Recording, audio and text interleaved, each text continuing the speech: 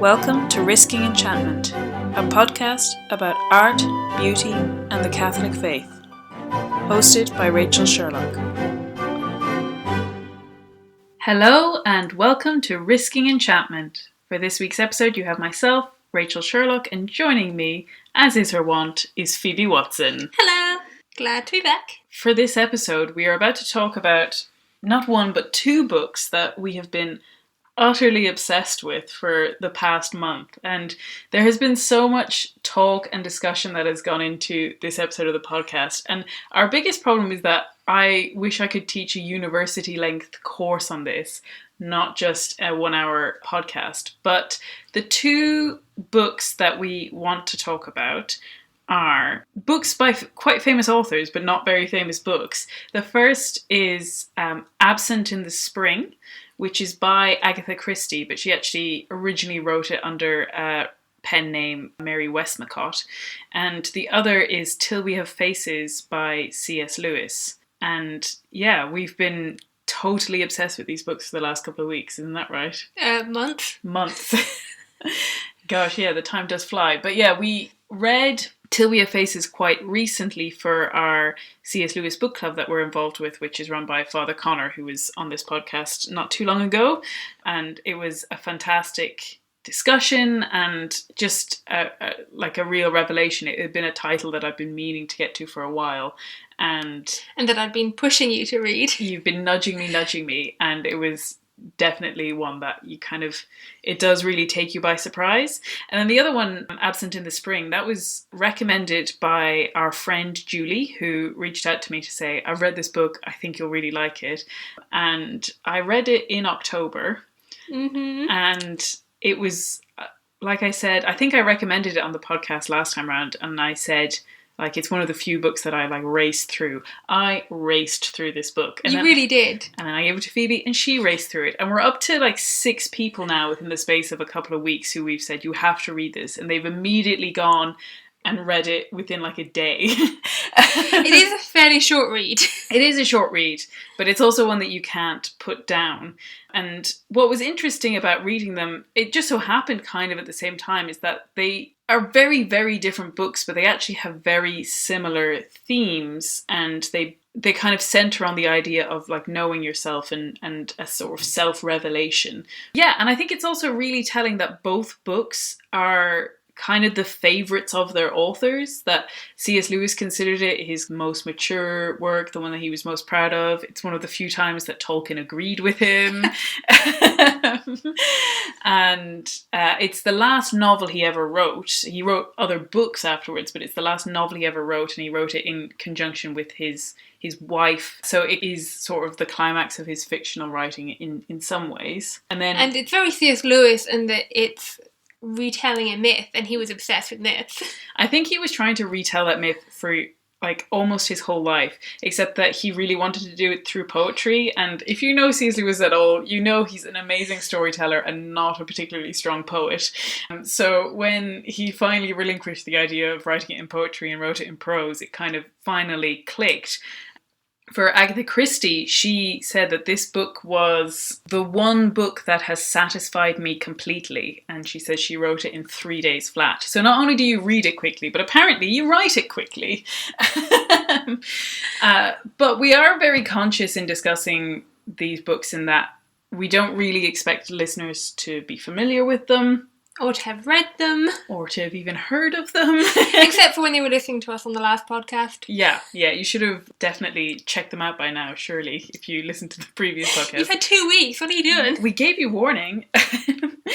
But because of that, and also the books they're not thriller plot twists, but you are in suspense to find out what happens. And so we want to be quite careful about the way we talk about them. Obviously, that's quite tricky because we do want to go into detail, but we also don't want to bereave you of the chance to kind of experience them firsthand in the way that they navigate the two main characters' souls. that's one of the reasons why we're talking about the two of them together. Yeah, that's a great point. That we thought if we did them, while they're both kind of big enough topics you could do on their own, if we talk about them together, it leaves a kind of space of not saying exactly what happens in which one. But also because of that, normally we do a kind of quick recap of the books, but to be honest, that's usually off the cuff and then we sort of like make it up as we go along. But we do want to be really careful this time. So we have actually like written out blurbs for the books that we're going to quickly read. You're giving me credit for something I didn't do. Yeah, I'll let you read them. I wrote them. But just because we want to make sure that the stories are easy for you to follow when you're listening, just because I don't know, news stories are always kind of hard to follow, but also to make sure that we don't say anything that we would regret saying. So to give an introduction, I'm going to start with Absent in the Spring and just read out the blurb I have here. Prim and proper Joan Scudamore is travelling back to England from a trip to Baghdad, where she visited her daughter who was sick. On the first evening of her travels, she runs into an old school friend, Blanche Haggard, and they reminisce about their lives. Joan thinks Blanche has made quite a mess of her life, but Blanche claims she's had fun. Joan is quietly proud of the, quote, successful life she's had in her marriage to Rodney and in raising her 3 children. But the event sets her thinking about her life. As she continues her journey home, she soon finds herself stranded at an isolated rest house by flooding on the railway tracks. With nothing but flat desert all around her and no one to talk to, this sudden solitude compels Joan to assess her life for the first time ever and to face up to many of the truths about herself. Looking back over the years, Joan painfully re-examines her attitudes, relationships, and actions and becomes increasingly uneasy about the person who is revealed to her. Absent in the Spring is way more like theological than you would normally expect from an Agatha Christie. Phoebe, you made the really good point that it does feel more like it fits in the category of C.S. Lewis's theological fiction. But I've also kind of described it is still an Agatha Christie novel in that it's like piecing together the clues of a crime, but the crime is like the desolation of your own soul. And I think it feels like an Agatha Christie novel for all that it is a very different style to our usual, in that Joan is the kind of character you might expect to have been murdered. Yeah, that's a good point. And it has all of Agatha Christie's like psychological astuteness. And then for the C.S. Lewis novel, Till We Have Faces, it's a slightly complex premise. So I thought it would be helpful to both just recap the myth that he's basing this on. Like we said, it was a myth that sort of obsessed him and he wanted to retell it in a very specific way. So I'll recap the myth and then Phoebe will take over and do a sort of blurb on the actual novel itself. So in the myth of Cupid and Psyche, Psyche is a princess so beautiful that the goddess Venus becomes jealous. In revenge, she instructs her son Cupid to make her fall in love with a hideous monster, but instead he falls in love with her himself. He becomes her unseen husband, visiting her only at night. At the behest of her sisters, Psyche disobeys his orders not to attempt to look at him, and in doing so she loses him. In her search for him, she undertakes a series of cruel and difficult tasks set by Venus in the hope of winning him back. Cupid can eventually no longer bear to witness her suffering or be apart from her, and he pleads their case to the gods. Psyche becomes immortal, and the lovers are married in heaven. And then, Until We Have Faces, it takes the story and places it in a different pagan society, Glome. Told from the perspective of Psyche's sister Orwell, the book takes the form of Orwell's chronicling of her life, and specifically her ill-treatment from the gods, as a kind of complaint about them. Ugly since childhood, Orwell's young years are filled with her cruel nurse, abusive father, and the favouritism towards her more beautiful sister Redival. She first finds joy when her father takes a Greek slave called the Fox, who becomes her mentor in everything, especially philosophy. Her father marries again, but his new wife dies in childbirth. The child is the beautiful Psyche, whom Orwell loves deeply.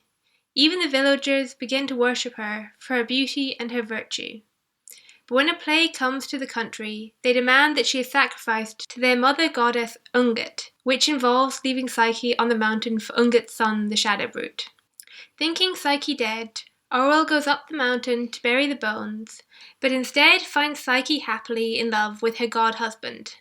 Psyche insists that she is in a beautiful palace, and her husband comes to her at night. Aurel, however, cannot see anything but the barren mountain landscape. Only when she wakes in the middle of the night does she for a moment think she sees the palace, but she dismisses it as a nighttime vision. She forces Psyche's hand, demanding her to try and see her husband by tricking him. When the trick is discovered, Aurel encounters the god, who mysteriously tells her, "You also shall be Psyche." Psyche is banished, and Aurel is haunted by the sound of her cries in the wilderness. Aurel returns to her kingdom and decides to veil her face for life because of her ugliness. She eventually becomes queen. With the fox and her loyal servants, she relentlessly works to improve her kingdom and its standing.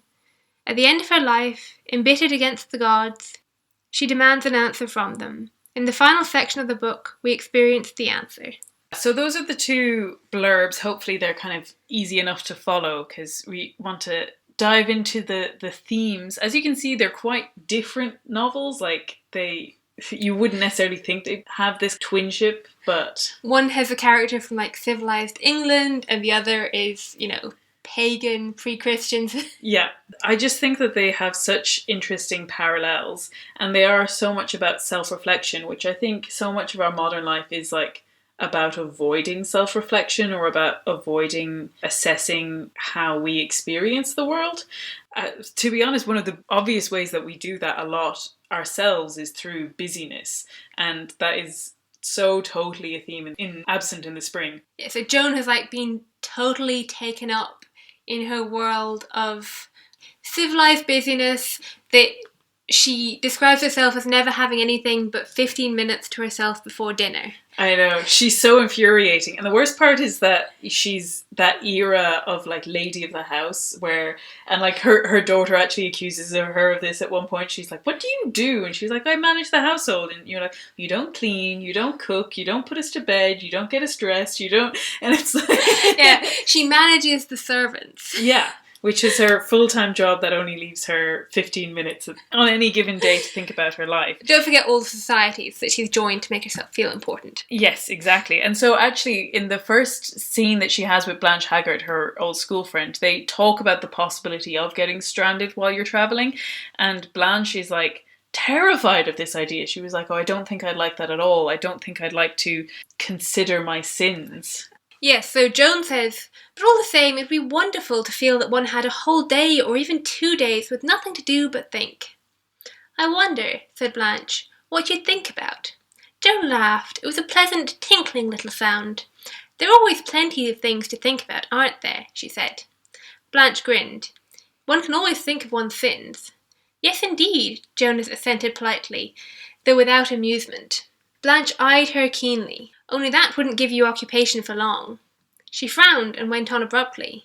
"You'd have to go on from there to think of your good deeds, and all the blessings of your life. I don't know. Might be rather dull. I wonder," she paused, "if you'd nothing to think about but yourself for days and days. Wonder what you'd find out about yourself." Joan looked sceptical and faintly amused. "Would one find out anything one didn't know before?" Blanche said slowly, "I think one might." She had a sudden shiver. "I shouldn't like to try it." Yeah, that's definitely the theme of Joan. She's so like confident in herself and like smug in her position. And she's talking to this friend who has led a very hedonistic lifestyle in many ways. And she's had, I think, like 3 or 4 husbands. And I think she's travelling out to visit the 4th or 5th. Yeah. But there's something honest about Blanche. Like, she doesn't pretend that she has her life together. She's afraid of assessing her sins. Like, she has a sort of like earnestness to her that Joan is just so far from. And so obviously, as you would expect, the novel immediately brings us to Joan being stuck in the middle of nowhere with nothing to do but to think of herself. And she exactly what she's just asked for. Yeah, and she begins to have these horrible thoughts about herself. There's this great recurring image that she keeps using where she talks about lizards popping their head out. It's like that she's been repressing all of these thoughts for so long. The first time it happens, she says, "And suddenly, discordantly, a thought slipped and flashed sideways across the panorama of Joan's mind, much as she had noticed a snake flash and slip across a dust-coloured track in front of the car only yesterday, a mere streak of writhing green, done almost before you saw it. The streak consisted of 3 words leaping out of space back into oblivion. The Randolph girl. It's like she just has these moments where like a word or a phrase or a thought crosses her mind, and it disrupts this whole vista that she's built up for herself. Yeah, she'll be like going along thinking about something, like she'll go, I must choose a happy train of thought now. And then because she's buried the truth about other people so deeply, whoever she thinks about, those things then start coming up. Yeah, and she really is so horrified at the idea that she might be struggling with this. Like, it feels very much like she's scared that she's going mad. She thinks, I'm not this kind of person. I don't have these kind of thoughts. I don't have nerves, you know? And she starts trying to make excuses for herself. Does she have a fever? Is she agoraphobic? She just says, well, you know, maybe just self-reflection. Like, I'm kind of above self-reflection, because she says... What a thing to say. I know. She says, the truth was, she reflected, that she had always led such a full, occupied life. So much interest in it. It was a civilized life.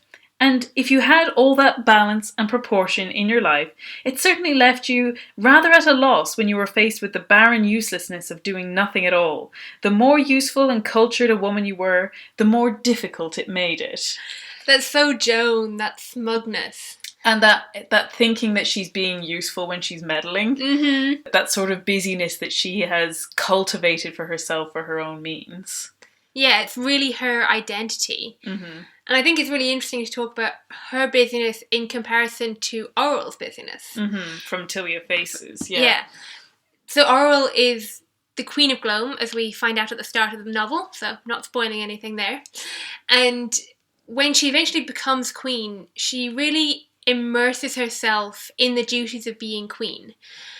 And using the phrase, I think, of she'll be queen as long as the gods will let her. Yeah. And it is very much a vocation for her. Yeah. But at the same time, she's got this horrible, haunting memory of Psyche and Psyche's cry of desolation in the wilderness that she's burying inside of her and piling up work for herself to do to avoid that loneliness. I think it's very different to Joan's smugness, because she knows she's avoiding it. She knows she's haunted by it. But there is still that sense of using the work to hide from the truth. Definitely, yeah. And it kind of ends up being a mask for the craving for love that she has, that she's like, as long as she can be useful or productive, that she's able to keep people around her.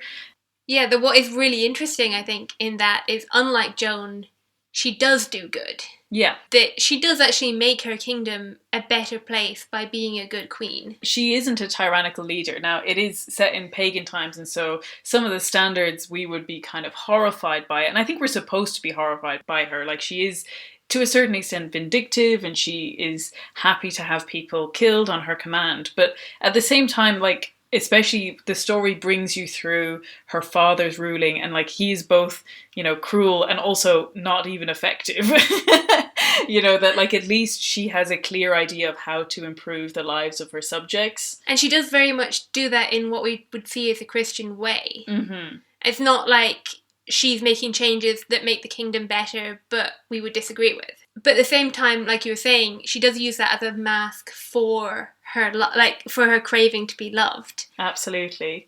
There's one case in particular, there's one of the people that she relies on has passed away, and she's talking to the wife of this person. And again, it's that moment of revelation where you finally actually see something from somebody else's point of view. Yeah, it's cutting. And basically what's happened is she's been working this person so hard that out of her craving to be loved and to have that person there all the time, that she's driven him to the grave, that he's died because he hasn't taken the time out to keep his strength up. Yeah.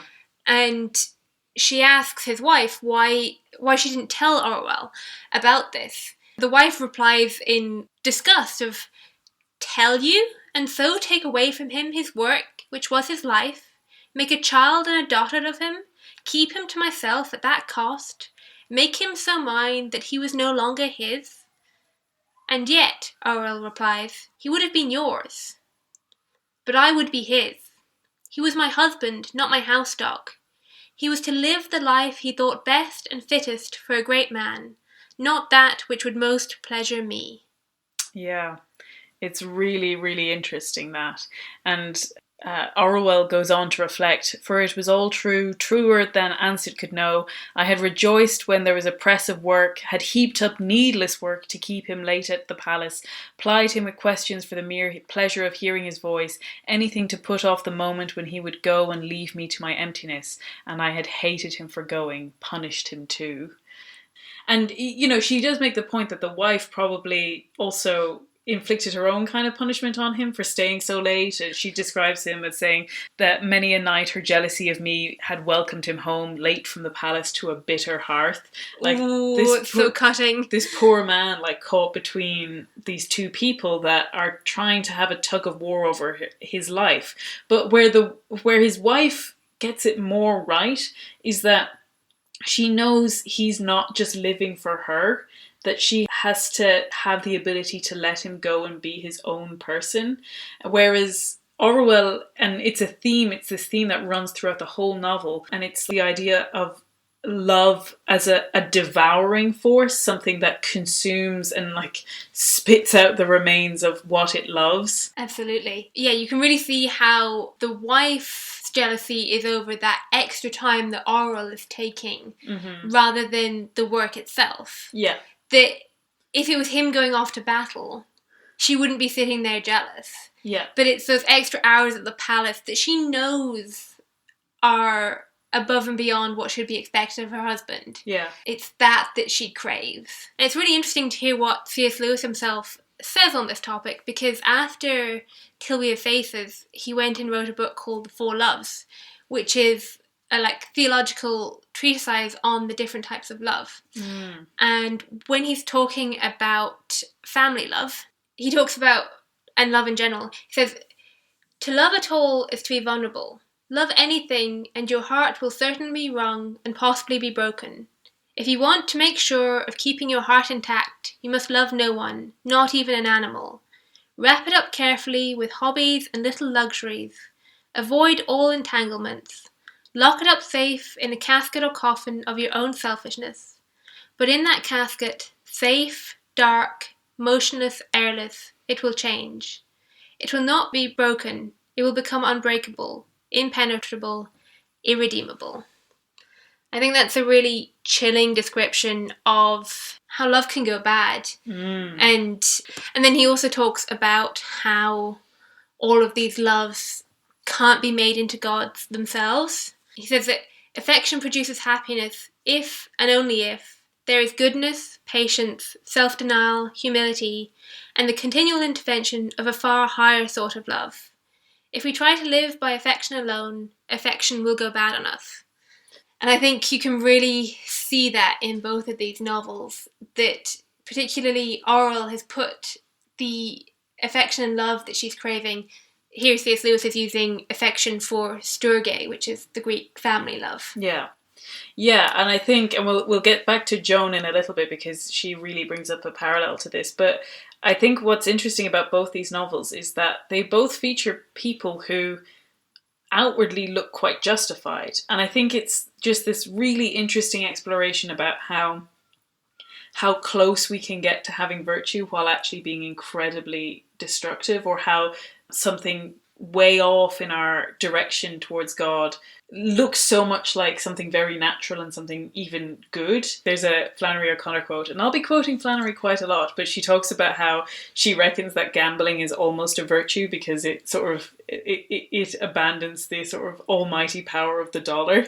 But she says afterwards that she thinks that heaven will be the opportunity where we get to see how close all of our vices were to being virtues. That this thing that I think we would say, well, at least she loved him, she was giving love in a way. And after that section in the novel, she actually says, my love for him had become to me a sickening thing. I had dragged it up and out onto such heights and precipices of truth that it came into an air where it could not live. It stank, a gnawing greed for one to whom I could give nothing, of whom I craved all. I think that's really key, particularly for Till We Have Faces, is that devouring love, that need to be loved. Yeah. And I'm going to go back to the Four Loves for a second with another quote that plays on that. It says that the love prove that they are unworthy to take the place of God by the fact that they cannot even remain themselves and do what they promise to do without God's help. Even for their own sakes, the loves must be submitted to God if they are to remain the things that they want to be. In this yoke lies their true freedom. Yeah. And I think that's what we see in both of these novels, that it is a love that has gone unyoked by the higher love and by the recognition of a higher good. Yeah, definitely. Because like we said, outwardly Joan's life in Absent in the Spring looks like a normal life. Like, it just looks very traditional. She keeps calling herself like, it's good to feel like one has been successful. That feeling of everything has gone outwardly according to plan. And so it all looks well and like neatly wrapped up. And she conflates that with love. Yeah. Like that's the thing. And she is so focused on this that like all of her love that she gives to people is about constructing this success, regardless of whether that's what the people want themselves. And the most kind of heartbreaking of this, I think, is her relationship with her husband, who she does love, but in the most cruel kind of way. She very often goes, but I loved Rodney so. Yeah, and yet she has never allowed him to live the life that he wants to live and that he had kind of every right to pursue. She's never made the sacrifice which the servant's wife made. Yeah. She's never recognised his right. That he doesn't live for her pleasure. So most importantly, he is part of like a family law firm and he studied law and he's supposed to go into law and he's offered this great job at the firm and he's already been working at the firm for 5 years. And it's all building to this one thing. Just at the final moment, he sort of takes a hold of her hand and it says, there was a curious pleading look in his dark eyes. He said, I hate office life. I hate it. And then he said very quickly and eagerly, the words pouring out in a rush, I want to farm. And she replies, you can't just do what you want to do.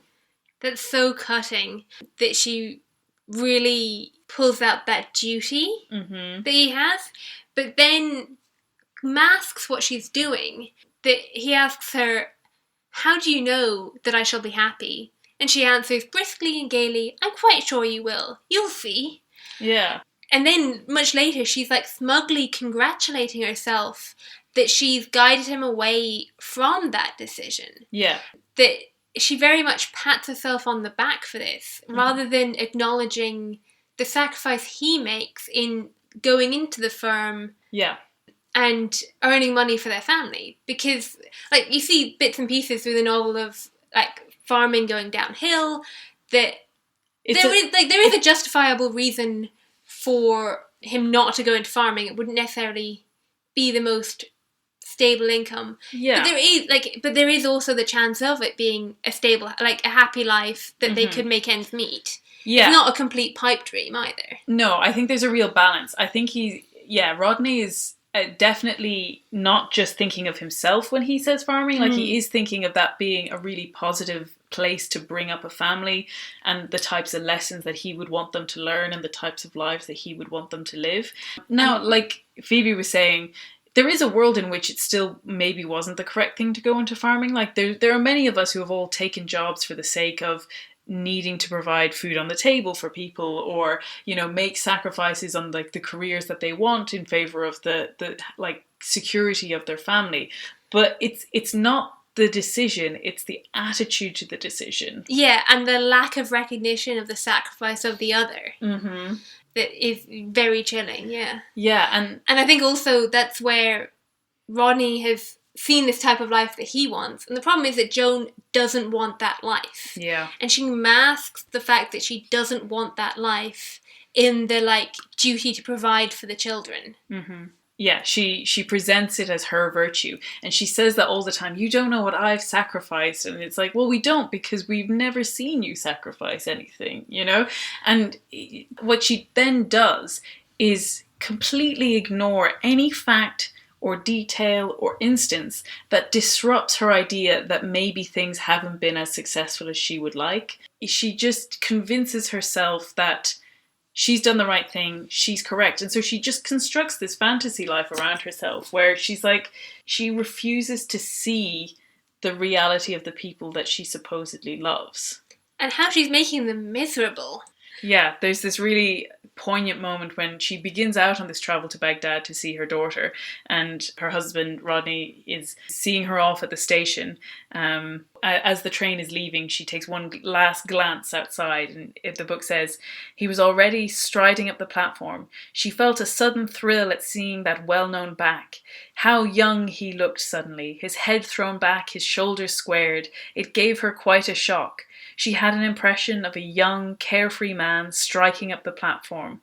Suddenly, in the desert, with the sun pouring down on her, Joan gave a quick, uncontrollable shiver. She thought, no, I don't want to go on. I don't want to think about this. Rodney, striding up the platform, his head thrown back, the tired sag of his shoulders all gone.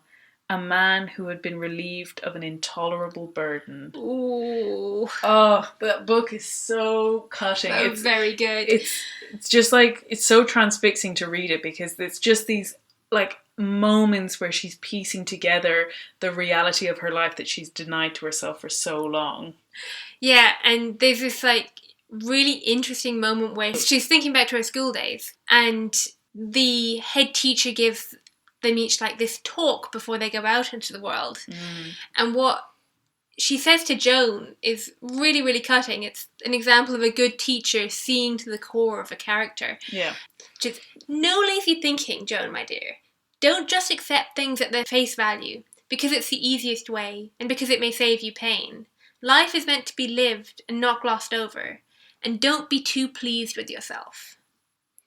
Because, just between us, that is a little your failing, isn't it, Joan? Think of others, my dear, and not too much of yourself, and be prepared to accept responsibility.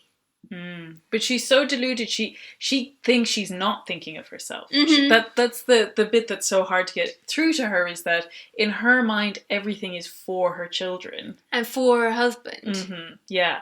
And actually it's in The Four Loves, C.S. Lewis has an example which is almost identical to this. Yes, absolutely. I'm thinking of Mrs. Fidget, who died a few months ago. It's really astonishing how her family have brightened up. The drawn look has gone from her husband's face. He begins to be able to laugh. Even the dog, who was never allowed out except on a lead, is now a well-known member of the lamppost club on their road. Mrs. Fidget very often said that she lived for her family. Everyone in the neighbourhood knew it. The vicar says Mrs. Fidget is now at rest. Let us hope she is. What is quite certain is that her family are. Yeah. Yeah, and Joan's really just become this busybody meddling in her children's lives, and you really see how they fled from her as a result. Yeah, I mean, she again, she's upset that her son Tony has like moved to a different country and is living this life not under her eye, and she keeps saying to Rodney, you should have forced him to go into law, you should have forced him to join the family firm. And you're like, and Rodney really like goes, but there was a risk that he wouldn't have been happy. And she's just like, oh, happiness isn't everything. And like, I think that's interesting because it's such a slogan in the modern world, like, do what makes you happy. And this feels like it's falling into that kind of trap, but that's not what it's saying. It's actually saying, don't focus on this outward appearance of happiness at the cost of the actual true joy inside. Yeah, and success. Yeah. What she wants is for her son to be close by, under her control, and worldly successful. Yeah. That she can show him off. Yeah, she has, like, she wants to be able to parade him around. And so this theme of happiness is the true happiness that we read in the Gospels. It's not just about fulfilling your own, like, fleeting desires, but, like, this deliberate subversion of the people you love's hopes for their lives in order that they fall in with yours. Absolutely. It just is so difficult because it also feels so much like any one of us could fall into these traps. Definitely. And I think what else is really dangerous about it is that we see how they, both Aurel and Joan, control others as a pretense that it's for their own good. Yeah. And I think that's really chilling when it comes to Aurel and Psyche. Mm-hmm. Aurel is trying to convince Psyche to betray her husband, essentially, because she thinks that her husband isn't real, that he's a brute, and therefore her image of Psyche's husband is completely different to Psyche's image of her husband. Mm-hmm. And Aurel cannot accept that Psyche might be right. Mm-hmm. My terrible temptation came back to me, to leave her in that full happy dream, whatever came of it, to spare her, not to bring her down from it to misery. Anything might be true. But with the other part of me I answered that I was indeed her mother and her father too, all she had of either, that my love must be grave and provident, not slipshod and indulgent. After all, what was she but a child? Children must obey. I hardened my resolution. Yeah, and I think that idea, children must obey, is very much in both of them. Yeah, and they both very much refuse to see their children, and for Joan, her husband, as grown-up people capable of making their own conscientious decisions. Mm-hmm. And especially in the case where they don't fit in with your wishes and desires. Definitely. Yeah, no, Orwell has this really kind of destructive need for Psyche to only fall in line with whatever Orwell wants. Yeah, it's really heart-wrenching. Yeah. And within that, they both have very different worldviews. Yeah, like, it's funny how they produce quite different results. Yeah. Like, I think Joan's world is totally fantasy. It's totally surface level. She's just brushed over everything and everything's fine and everything is just, you know, your standard. It's a smooth lick of glossy paint put on a ruin of a house. Yeah. Whereas Orwell, she's a really complex character, which is one of the things I love about it. I mean, C.S. Lewis gets a bad rep for his handling of female characters. So if you ever want that dispelled, read Till We Have Faces. She is such a complex character. Really, really interesting. But she she has this sort of desperate pragmatism where she almost refuses to adhere to a belief. She just wants a result. So when she encounters Psyche, like we were saying, she doesn't really believe Psyche actually has a god husband because she can't see it. That was actually a point I wanted to make. The big crux moment of difference between the original Cupid and Psyche myth and C.S. Lewis's novel is this idea that when the sisters see Psyche in her new heavenly home, in the original myth, they can see it all. It's all there. There's no reason to doubt that she has a godly husband because she's in a godly palace. And it's only jealousy, acknowledged jealousy, that drives them to push her to betray her husband. Yeah, like you couldn't possibly have a beautiful palace and a beautiful husband, you know? But in C.S. Lewis's story, he had this, when he went to write it, he had this idea that this was the thing that would make the most difference, which is that Orwell would not be able to see the palace. And so she has to take Psyche's word that there is anything. You know? Psyche's word and the fact that Psyche is alive, free and healthy. Yeah, she has some signs, but not a lot. And we'll get to the signs in a moment. But so when she comes back from seeing Psyche, she consults with her guardsman, she consults with the fox, her mentor, and they both have completely different ideas. The guardsman thinks it is a god and that you shouldn't meddle, and the fox thinks, oh, it's probably some horrible man who lives up in the mountains who's just like taken hold of Psyche, you know? Yeah. And Orwell just refuses to come down on either side and says, well, whatever the answer is, I want the result of Psyche leaving and coming with me. She takes the worst of both of those mm-hmm. and not the result, which are both of them telling her not to meddle, or at least not to force Psyche into anything. Yeah. And instead, it goes with this is what I want. Yeah. And this is part of her whole pattern of accruing all of these wrongs that have happened to her in the ways that she has not gotten the result that she wanted through life. That, she blames the gods for the way that she has experienced the sufferings of her life. It's like that she's accusing them of not being able, like, you set me a set of riddles, you set me a game, and I wasn't able to guess right, and that's your fault because you made it too difficult, Yeah, and yet she has all those moments of grace. It's not the easiest thing in the world. Like I said, she can't see the palace straight off. Mm-hmm. But she does have that moment where she does see the palace. Yes. And then she never mentions it to anyone. Yeah, that's what I was going to come back to. After she sees Psyche and after she's all confused about what should happen, she's not able to stay exactly where Psyche is overnight, and so she's sleeping on the other side of the river, and she gets up in the middle of the night to take a drink, and lo and behold, she sees the palace as she's taking that gulp of drink. And then, as you might expect in this kind of story, the palace disappears in another second. And she just keeps insisting that this is just like another thing to confuse me. This is another obstacle. Like, if you'd really wanted me to know, the palace would have just been there the whole time. Like, why should I guess? If Psyche can speak clearly, why can't the gods speak clearly? Did they not learn?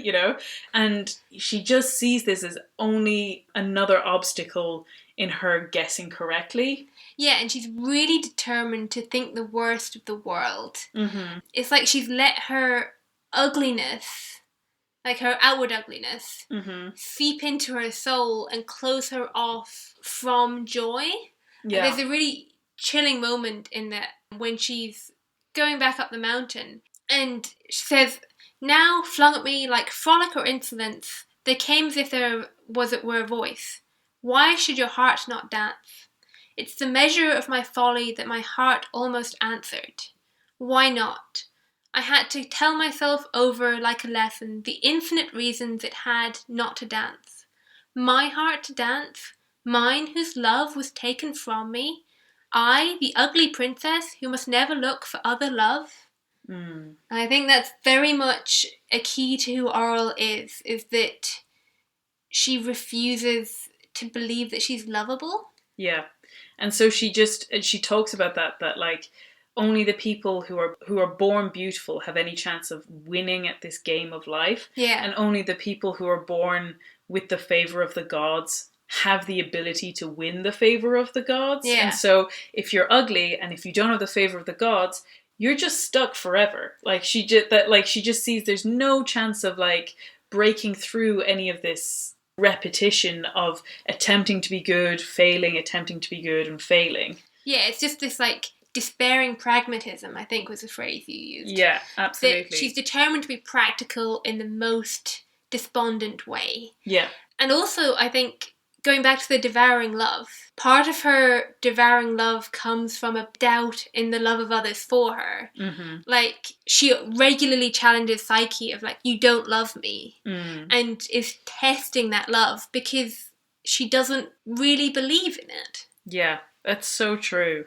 And I think believing in it and in yourself and in the signs that you see is such an important theme, because I think that's a question that I get a lot from people who struggle with their faith or don't have any belief, which is this idea that like, well, if I just seen God, or if God just spoke to me, or if I saw a miracle, or if I got a direct answer to a prayer, I would just believe. So why wouldn't God do that for me? Yeah, and I think Till We Have Faces really pulls that out, because there's a time when Auril does pray, mm-hmm. but the signs that she gets as answers, mm-hmm. she doesn't accept as answers. Yeah, and I think it's so telling that is so true of the way that we experience faith, that we think that like if we just had this one really obvious sign, then everything would fall into place and then it would all be fine. But I think I go back to that quote from Flannery O'Connor where she talks about her stories and she says that they are centered on the offer of grace,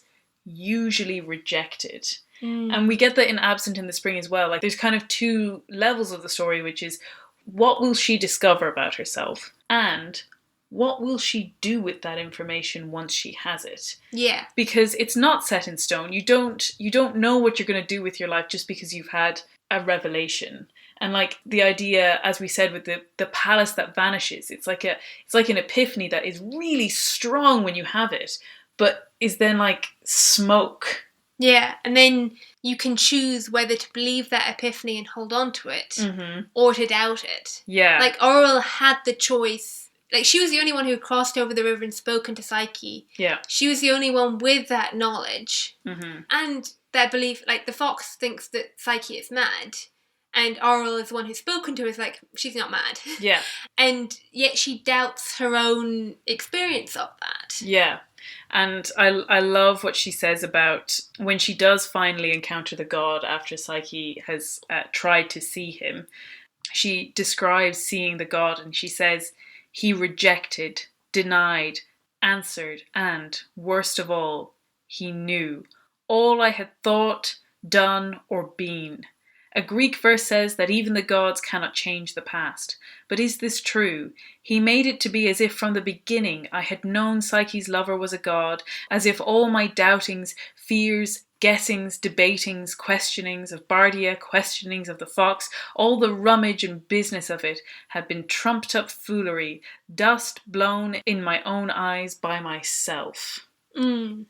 And yet, it is, in a way, dust blown in her own eyes by herself. Yeah. Like, you can see where Auril is coming from, in that it hasn't been completely clear. Mm-hmm. But you can also see how, like you were saying, she doesn't want the answer. No. She doesn't want the answer that leaves Psyche in a palace with her god, happy on the mountain, and not with her. Yeah, absolutely. Because she even says, like, I didn't want her to be happy, not in that way. Yeah.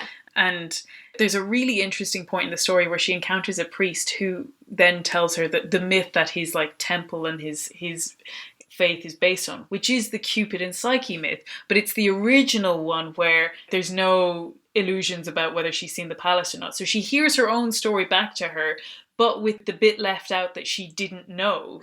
And she has this quote where she says, now you who read, judge between the gods and me. They gave me nothing in the world to love but Psyche, and then took her from me. But that was not enough. Then they brought me to her at such a place and a time that it hung on my word whether she should continue in bliss or be cast out into misery. They would not tell me whether she was the bride of a god or mad or a brute's or villain's spoil. They would give me no clear sign, though I begged for it. I had to guess, and because I guessed wrong, they punished me. What's worse, punished me through her, and even that was not enough. They have now sent out a lying story in which I was given no riddle to guess, but knew and saw that she was the god's bride, and of my own will destroyed her, and that for jealousy. It's such a heartbreaking story. Yeah, definitely. And I think it's a really interesting portrayal of the gods. Mm-hmm. And while they are pre-Christian gods, they're not direct representations of a Christian god. There is that sense of how we can misunderstand God and turn to that same, like, you left me guessing, and you, like, that accusation against God. Yeah. Mm-hmm. Rather than seeing the fault in ourselves. Absolutely, yeah.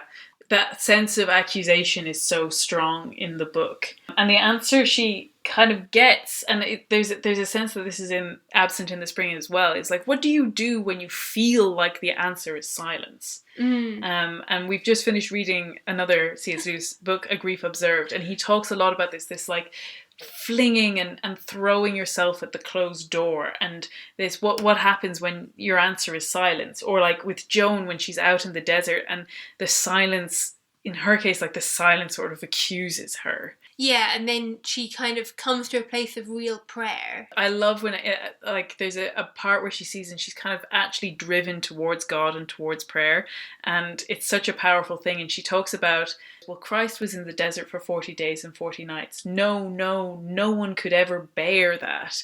And I think it really put, for me, in perspective, the trial that is Christ's time in the desert, that it's not just like a sort of physical feat of like, oh, well, how could he have survived without food or shelter? But actually that absence of presence with anyone that leaves you with only your memories.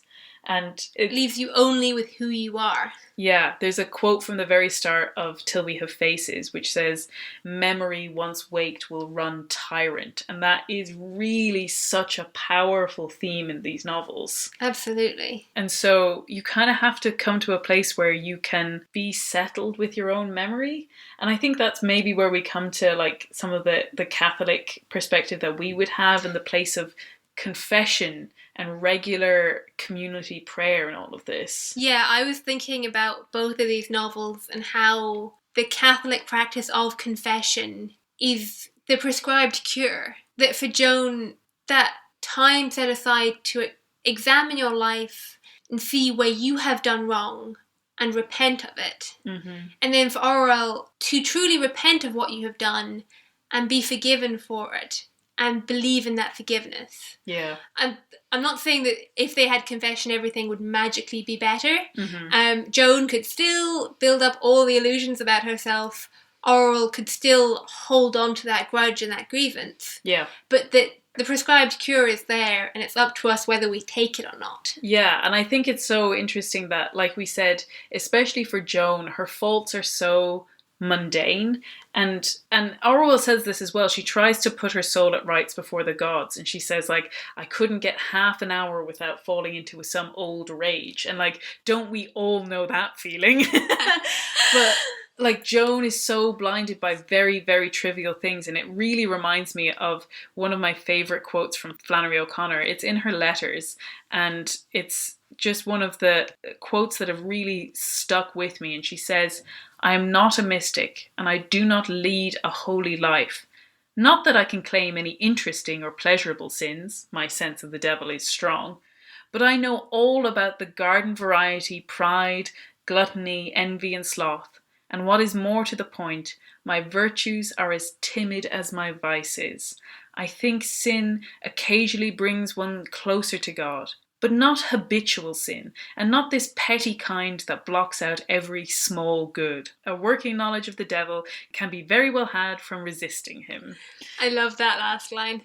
It's so good, but it's so true that, like, especially, I think actually in both of them, but especially in Absent in the Spring, there's this real timidity about the idea of what you could consider a good life. Definitely. You know, Joan is so afraid of anything that breaks the mold, that sets her apart from anyone else.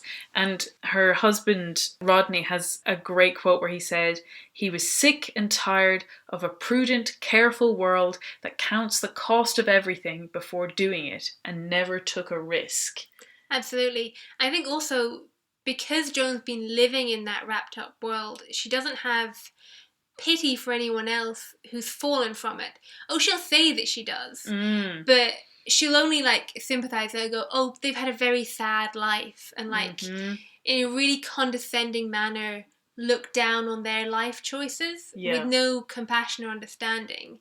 Whereas her husband, when he's talking about her husband being a solicitor, and says that it only seemed to deepen one's pity for the whole human race, having seen the seamier side of human relationships. And I think it's that pity that's really missing from Joan, that she has so isolated herself that she can no longer see their virtues. She can't see the good in them. Absolutely. In fact, he ends that quote by saying, "That is perhaps the only compensation there is, the widening of one's sympathies." But you know, she doesn't even hear that, because the only thing that she's focused on at that moment is not thinking about the fact that he just said the only compensation there is. It says that in the book, where she's just like, oh, I didn't want to think about what he meant by that, you know? And she just misses the chance to either see the good or even do good. Like, you get to a point where you realize that even when she has some semblance of like trying to care for people, she just goes and messes it up, like, and turns their lives upside down. Yeah, and it just sours everything. Yeah. And I think in Till We Have Faces, there's a great image where it talks about her love having like wrapped itself around something and strangled it so that it withers. The thing, the object itself withers, and so then it's just wrapped around nothing, you know? Yeah, definitely. And again, I'll just come back to it just because I think it's so important that we really understand that our lives wouldn't be fixed necessarily. The grace of an epiphany is an incredible grace. and that it is a beautiful thing to even read. Like that moment of clarity where you see yourself as you truly are is such a fascinating moment and a gift from God.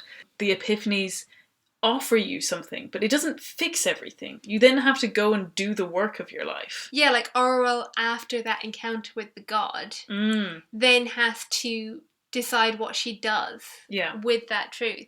And I think, just while we're talking about Orwell, one of the really interesting quotes from The Four Loves, going back to that idea of a jealous love, if he's talking about the gift love of family love, the giving of oneself, that thus the heavy task is laid upon gift love. It must work towards its own abdication.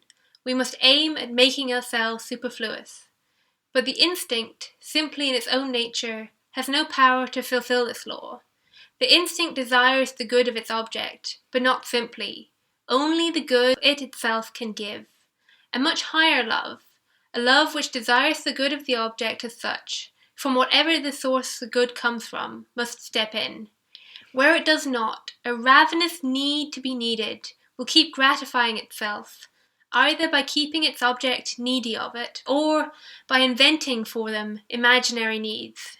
It will do all this the more ruthlessly because it thinks that it is gift love, and therefore regards itself as unselfish. I think that term unselfish is so key to both of those books. Yeah. That they really use their idea of love and the fact that they supposedly love this person in a really twisted way that ruins everything. Yeah. And I think to me, what that really tells me is how it is not easy to live a virtuous life. You know, we are so frequently told, like, I don't hurt anyone, I live a good life, I love my family and friends. And, you know, you could react to that by saying, like, is that really heroic virtue? And, like, probably the answer is no. But even within that, even within the sphere of loving your family and friends, going and doing your job, you know, having a modicum of success, not being too ambitious, just trying to fit in or whatever, like, within that can be such a distortion of what the virtues of those things are supposed to be. Absolutely. That even within what looks like a really safe life, you can totally miss the mark. Yeah, and in some ways it's all the more dangerous because you don't know that you've missed it. Yeah, and I think that's what the Flannery O'Connor quote kind of points to, which is that idea that if you were doing some sort of extravagant sinning, maybe there's a point where you hit rock bottom and your life is put in perspective for you. But if you have a very safe life with your garden variety sins, there's a good chance you won't find yourself stranded at a railway track and have to reflect on your life. You could easily go your whole life without doing that.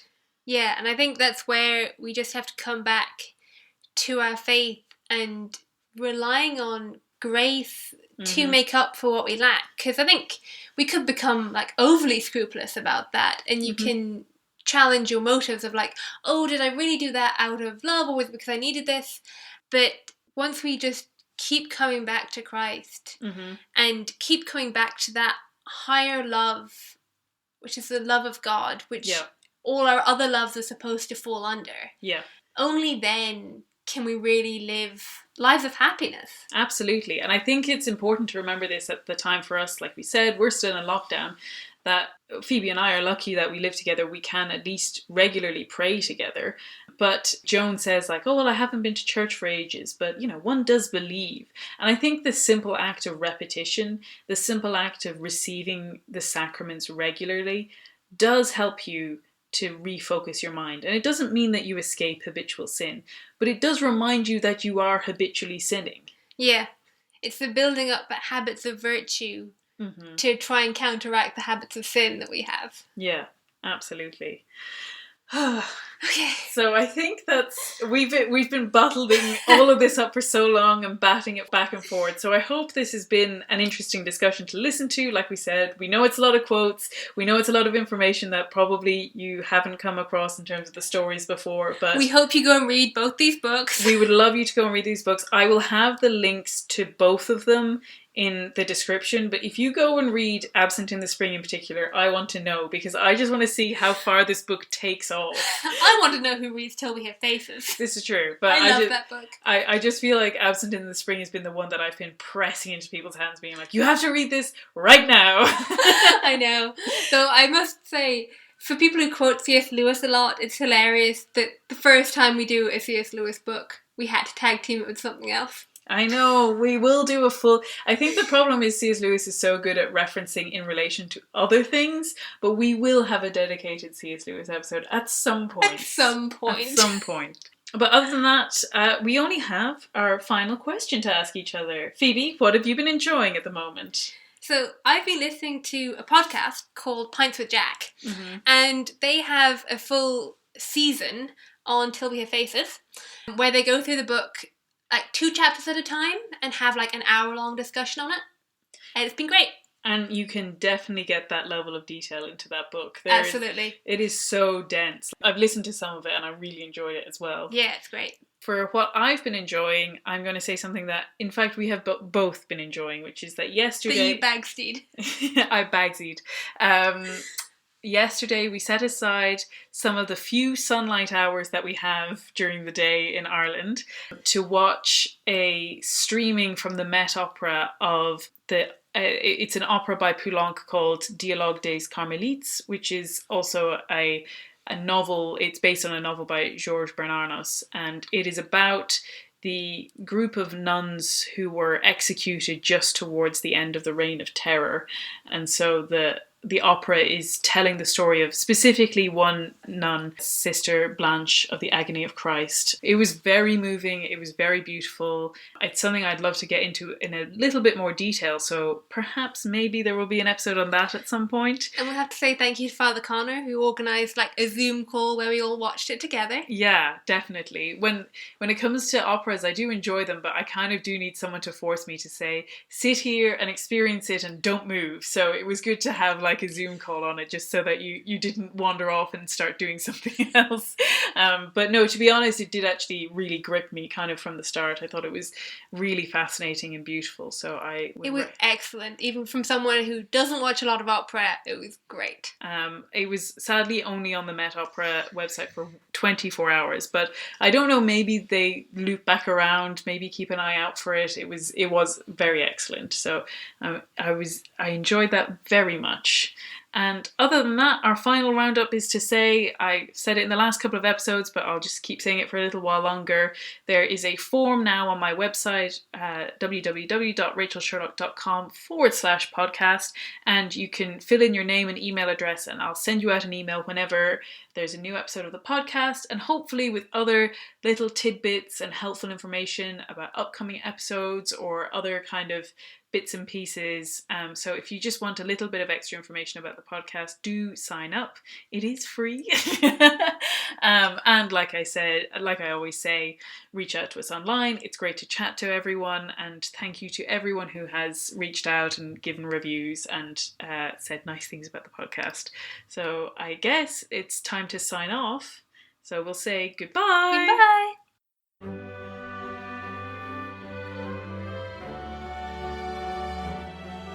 This has been Risking Enchantment. Music by Kevin MacLeod. You can follow me on Instagram and Twitter with the handle @SeekingWatson. And you can find out more about me and the podcast at rachelsherlock.com. Thank you and God bless.